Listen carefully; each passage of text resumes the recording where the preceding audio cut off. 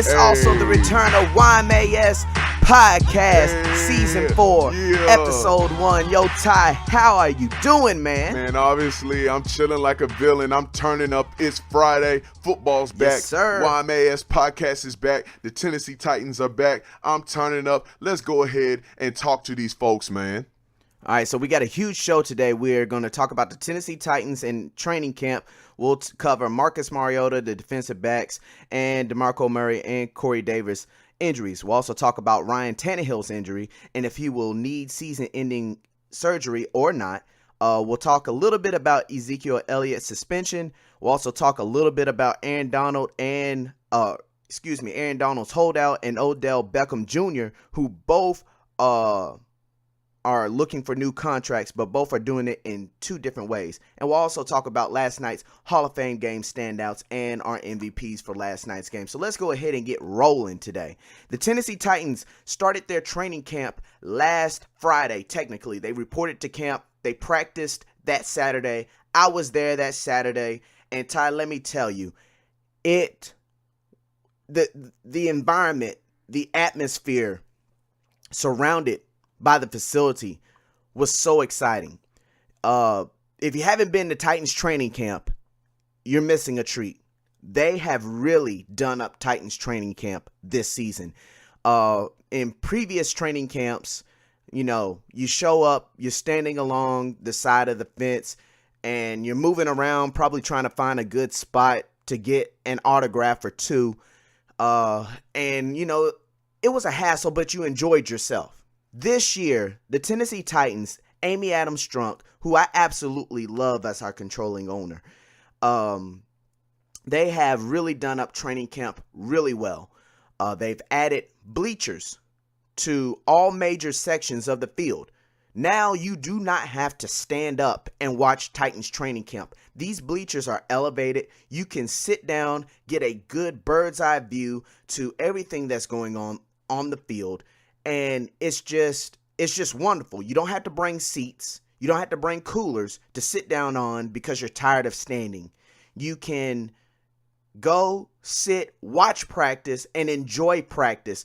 And for those wondering, well, how do I get a good spot for autographs? Well, they have set up a designated autograph station. And they're not releasing the players who are doing the autographs anymore. They're sending a bundle of players over to the autograph area, and they're changing it up every single day. So you're getting a good mixture of players won't make the team to players you recognize by their name.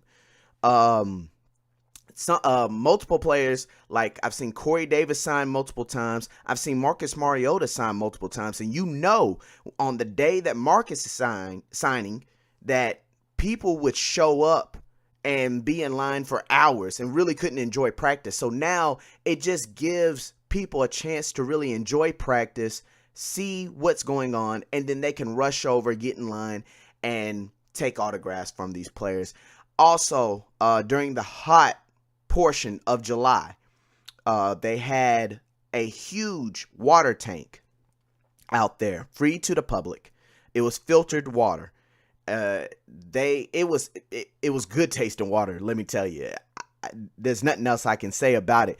And then they also had a cool down tent where it splashed mist. It's like one of those tents that you would see at a theme park when it's hot. It splashed mist. It was a cool down area. Also, the Tennessee Titans are taking every precaution they can to ensure that training camp is safe and a success. You're walking through a metal detector. You're going to get wound down.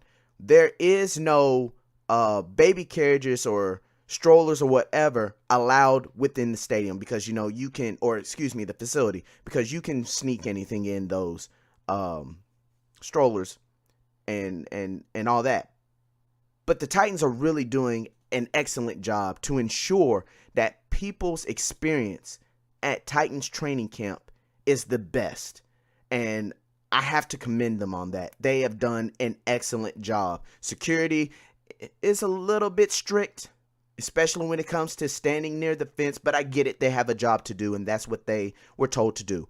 But by far, Titans training camp has been a great success. Also, they have the Kona ice trucks out there. So if you want a slush or icy or whatever, you can get you a Kona ice slush. I mean, they've done an excellent job. Also, Titans locker room is out there. You can buy all your Titans memorabilia and all that. They've done an excellent job. But besides the, what is new at training camp, the next best thing is the players. The players have been performing on both sides of the ball.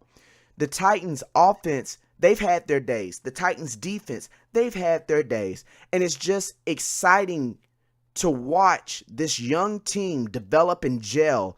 And you can see the chemistry. You can see this team just gel together. And pending any major injuries, we hope and we pray and we knock on wood that no major injuries ruin any possible hope that this team makes it to the playoffs. Because from what I've seen so far, this team is a playoff caliber team. They are. This is not the Jake Locker teams of the past. This is not even the Vince Young teams of the past. This team has a chemistry mirrored as the 99 through 2003 Tennessee Titans. The years of Eddie George and Steve McNair, Javon Curse, Frank Wycheck, Blaine Bishop, Keith Bullock, all them guys. That is the chemistry. That is the atmosphere I am feeling around the facility when I'm there. These guys know what they're capable of doing. They know they're capable of making a lot of noise. They know that they have huge expectations for this season based upon what they did last year.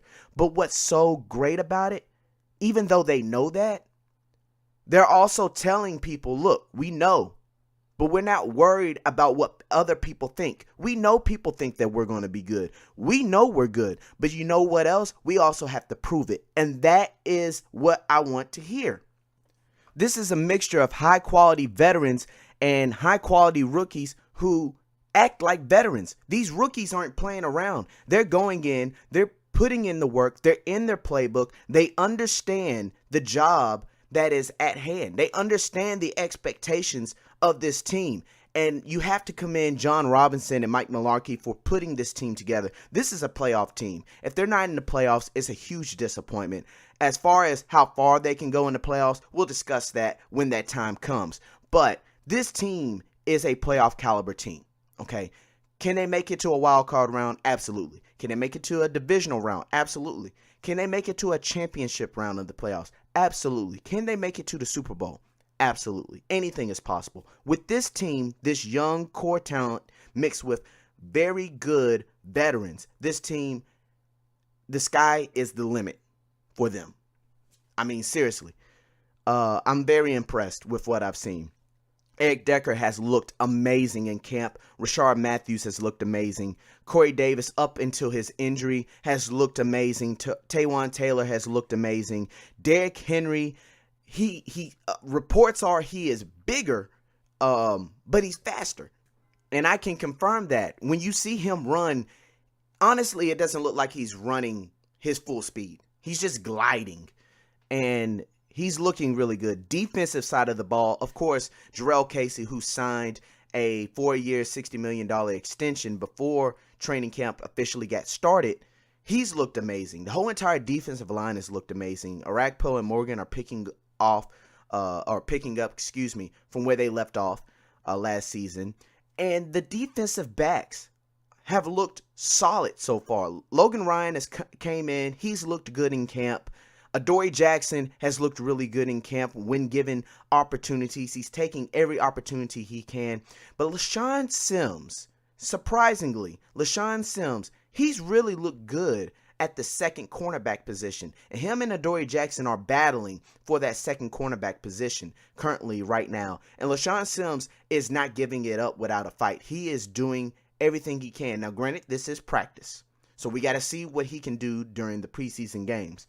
But the defensive back group has looked really good. This team as a whole has looked really good. So I'm very, very excited to see what this team has in store. Of course, Marcus Mariota, he's looked good in camp. He's running around. He's moving real well. And I tell you what, Ty, this guy can take us to the promised land if he can just stay healthy. And of course, the offensive line has been doing a great job as well. But it all falls back on Marcus. If Marcus can stay healthy, this team is in the playoffs for sure. If he plays the same way that he played last season, this guy has just looked dynamic. And what's so great about watching him play, watching him practice, you can tell he's comfortable. When I watched him his rookie year, he looked comfortable, but he's even more comfortable now. He's playing in the same system he played in last year, so he's very familiar with it. And having the presence of Eric Decker has really helped him as well, because they've been in sync throughout training camp. And if they weren't in sync, they would go and they would immediately talk to each other to see, okay, what happened on this play? And they would talk about it. So having Eric Decker there has been an excellent piece for Marcus to go back on and say, hey, what are you seeing? This is what I'm seeing. And they're talking to each other, and they're figuring out their chemistry, and they've looked really, really nice. Obviously, Delaney Walker has looked nice. All the big name superstars on this team have looked very, very good. So I'm looking very forward to this season. DeMarco Murray and Corey Davis both have hamstring injuries. Murray's is a little tweak. They're going to hold him back. Davis, they sent him in for an MRI. As of now, we do not know the results of the MRI, so we don't know how long he will be out. My hope is this doesn't prevent him from having some sort of preseason activity. However, I don't want him to rush back from the injury. We've seen this before. Kenny Britt, a couple of years ago, when he came onto the team, had a hamstring injury, and we see how that turned out. He ended up having more injuries over time. Kendall Wright, another wide receiver that we've had hamstring injuries and really just couldn't perform. So I hope Corey gets as much medical help as he can to make sure that he can come back and perform at the high level he was performing at before the injury. So this team is looking really, really good. Yeah, they're looking really good in camp. Another player that you forgot to mention was Kevin Byard. Played right here in our backyard at Middle Tennessee State University. He's looked excellent in camp, poised for a big year. This team, they just had the makeup of a championship caliber team. Yes, they're young, but anything is possible in the NFL. A team can go from being trash one year to being great the next. It almost seems like it was a long time ago when you think about it. But remember, the New England Patriots used to be the Cleveland Browns of the NFL at one point in time. Before they got Tom Brady, before the Drew Bledsoe injury, the New England Patriots weren't that good. Now they are the example of the NFL. That is what you want your team to be, is the New England Patriots. So it can happen. It can happen overnight. And this team has the makeup of a championship caliber team. So it's really been interesting to watch them in camp, watch them gel, watch the chemistry form between the players. And it's exciting. It's exciting times in Tennessee. Of course, we know about the Nashville Preds and what they were doing. This team can bring, if not the same excitement, possibly even more excitement, because football is on a bigger scale in the South. So if this team, turns it up this year, imagine what Nashville, what downtown is going to look like. So it's really exciting times in Tennessee. Let's move on to Ryan Tannehill. Right now, it's up in the air with what is going to happen with Ryan Tannehill. You see reports that he will have season-ending surgery, that there was no structural damage. Now this morning they're talking about maybe rest is an option. We don't know. But Ryan Tannehill, the injury that he suffered was a non-contact. They said there is a small partial tear in his ACL. That's why they're on the fence. Is there really a need for surgery? And could he just rest and hopefully it can heal on its own? You've had a similar injury with a partial tear in your ACL, wasn't it? No, it was actually my Achilles. I have a very small puncture hole in my Achilles. It's like if you take a pin and you punch it inside your Achilles, the Achilles band. There's a small little hole. I suffered that when I was in high school. I think either my junior or senior year, and similar to Ryan Tannehill, didn't know what we were going to do for healing purposes. I'm a knucklehead, so obviously, injury is an injury, which is why I'm in the shape that I'm in now. But they didn't know what they wanted to do. The tear wasn't big enough to really risk me sitting out a whole entire season. So it was either play with it and deal with the pain that came with it, or get it fixed and whatever.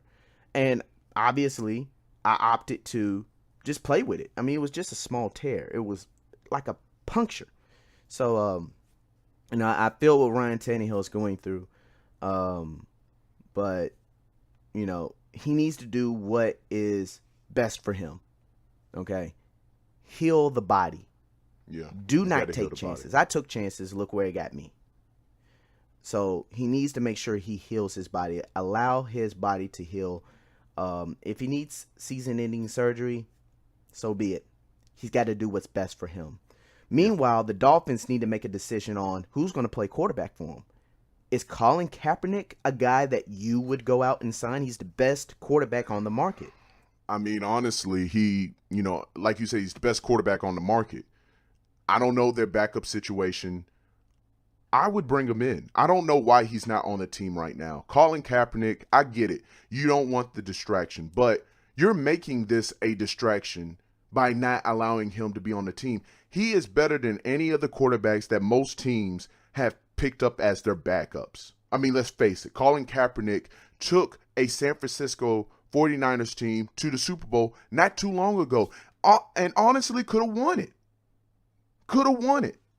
You call pass interference on that last play in the goal line, or on the goal line, they might win. Who knows? Colin Kaepernick could be a Super Bowl quarterback, championship quarterback right now, but he's not. But he did take a team to the Super Bowl. He's a Pro Bowler. I mean, this guy is a good quarterback. And the situation he was in last year in San Francisco, he handled it well, in my opinion. The only reason why he's a distraction is because the media makes it a big distraction. You're going to ask him these questions. And I get it, you have to. As a media person, you have to ask him these questions. But you also got to remember, this guy wants to play football.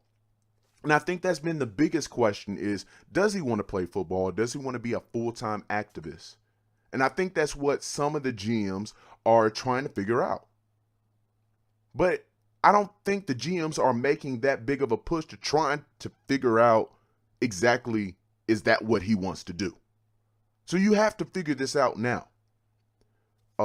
If I'm Miami, I'm bringing him in. If I'm Baltimore, I've already would have brought him in.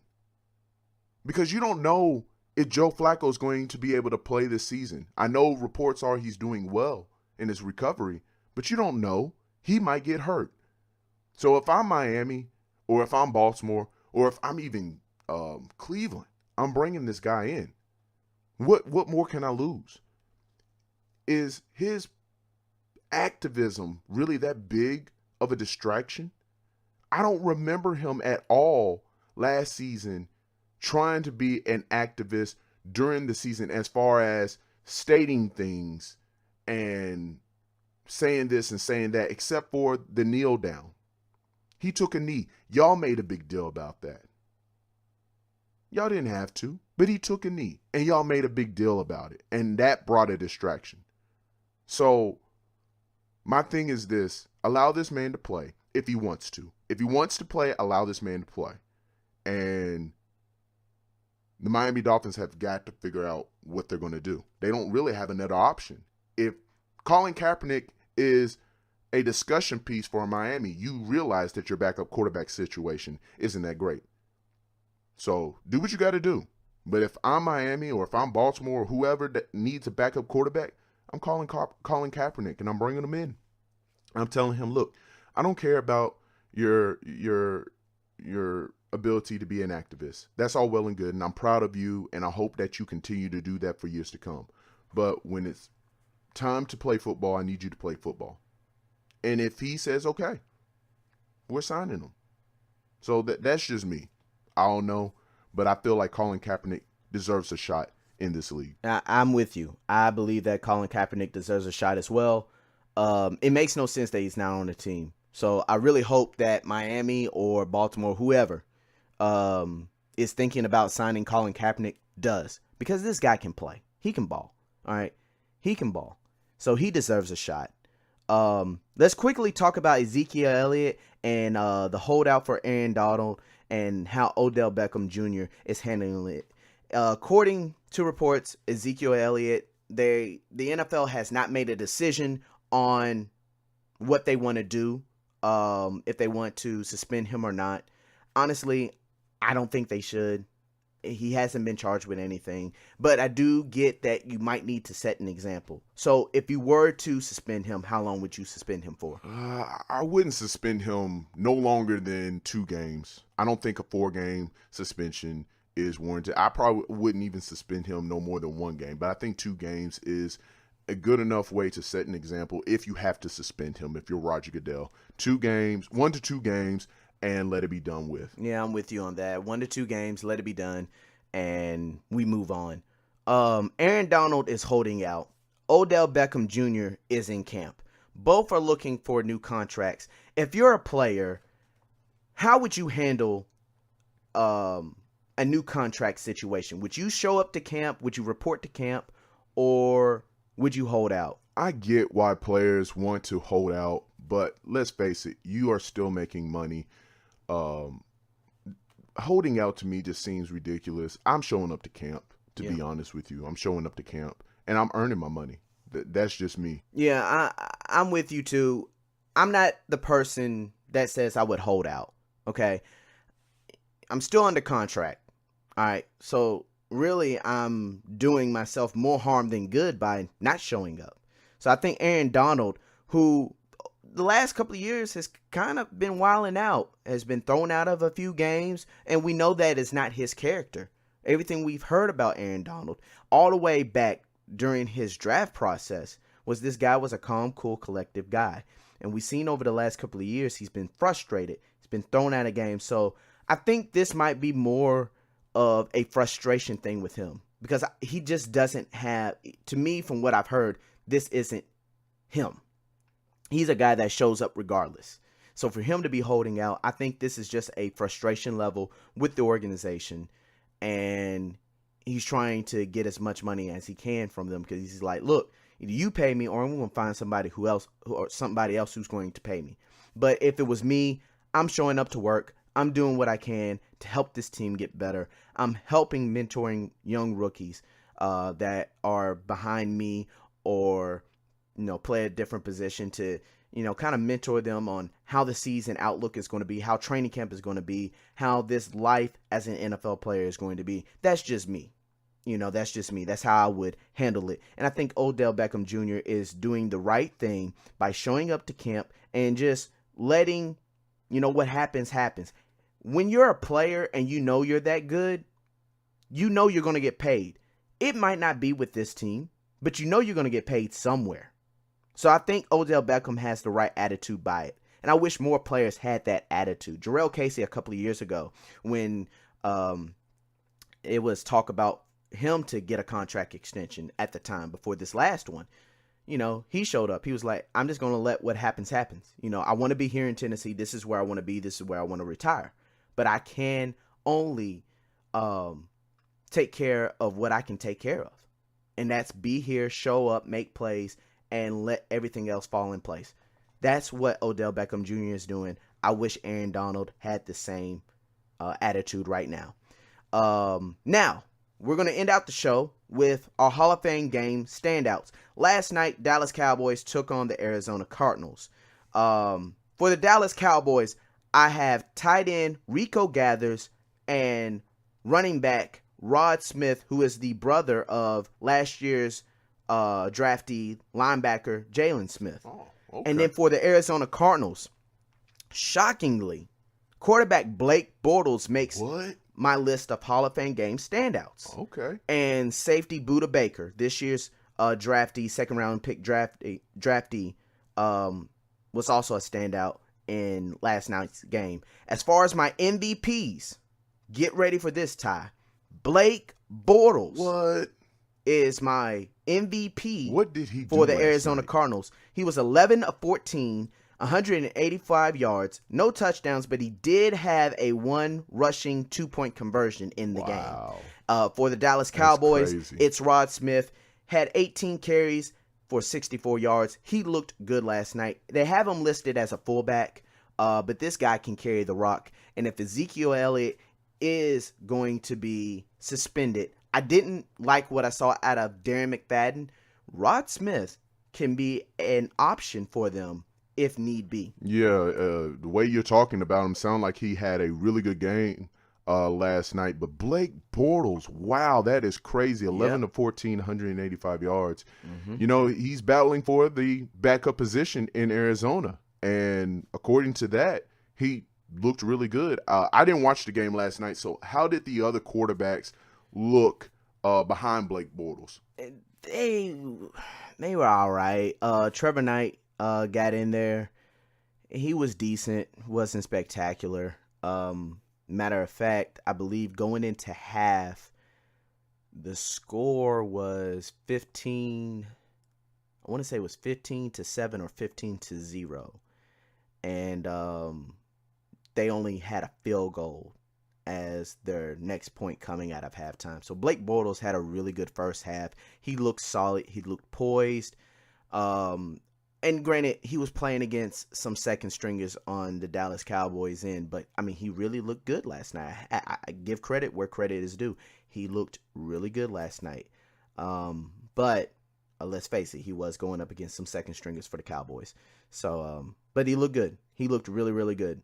As far as everybody else, you know, the quarterback situation, even for both sides, wasn't that spectacular.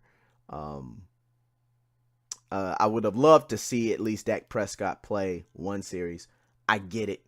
Don't want to risk injury, especially for a Hall of Fame game. That, you know, you're just trying to get some excitement back because it's the NFL and it's back. And I'm extremely excited. Extremely, extremely excited. Football is back. We will no longer go a weekend without football. Thank it God. Is back. It is back. And we're back. And we're back. And we're back. That's right. We're back. We talked about the Tennessee Titans and their training camp. We talked about Ryan Tannehill. We talked about Ezekiel Elliot. We talked about Aaron Donald and Odell Beckham Jr., how they're handling their contract situations. And we also talked about last night's Hall of Fame game. All right. That is the end of the show. You're listening to YMAS Podcast. We're out of here. I'm James C. And I'm Todd Mack. And we're out of here. Holla at your boys. See you.